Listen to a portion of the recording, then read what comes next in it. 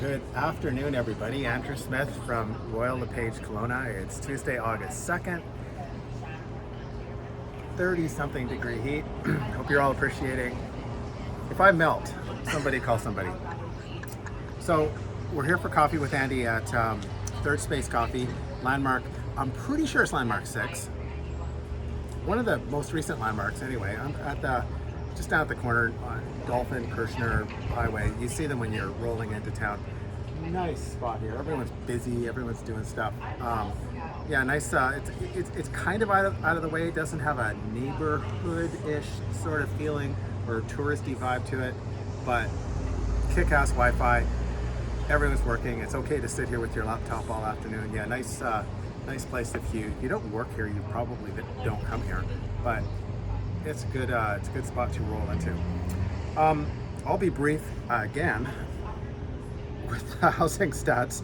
31 residential sales last week, 3.1, average sale price of 1.13. Prices are stubborningly high, considering how few real estate transactions there were.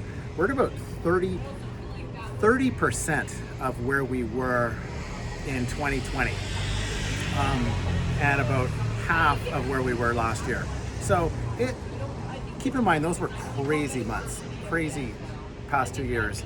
So we've kind of had some cold water thrown at us, and we're back to, I'm not going to say normal, we're certainly less than normal, but the people who are selling now are the ones who kind of have to sell. They're not the people testing the market. Let's see if we get this price. And the people buying, if you haven't bought in the last 2 years when everyone was screaming at you to get into the housing market, get into the housing market, get into the housing market, if those people didn't get into the housing market then, they're not going to get into the housing market now when people are saying, oh my God, stay out of the housing market. So there's always going to be people who have to sell, always going to be people who have to buy. And those are the people who are buying and selling houses right now. And they're not getting screaming deals. Sellers still aren't letting their houses go below market value. So it's kind of a fair and balanced playing field, more or less. Signs of life in the condo market, 26 transactions last week. We've been in the teens for the past 3 months.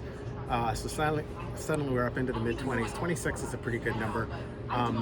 It's just a weekly number, so as we all know, it fluctuates. Next week's probably going to be down again into the teens just because it's a 4-day work week.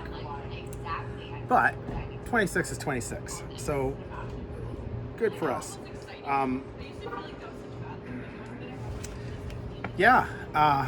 The people who are selling are the ones who are a little more realistic. Just because your neighbor sold his house for $1.2 million doesn't necessarily mean you're going to get $1.2 million. You might have to list it for 1.1. Heck, you might have to list it for 1.05. You still paid $600,000 or $700,000 for it, so it's not the end of the world for a lot of people. You're still taking a profit if you have to sell, and if you have to buy into this market, you're buying with a lot of choice. So things are moving along here. Not as quickly as we'd like, but nevertheless, they're moving along. Thanks for watching Coffee with Andy, Kara. And we'll be back next Tuesday, maybe Wednesday. Thanks again for watching.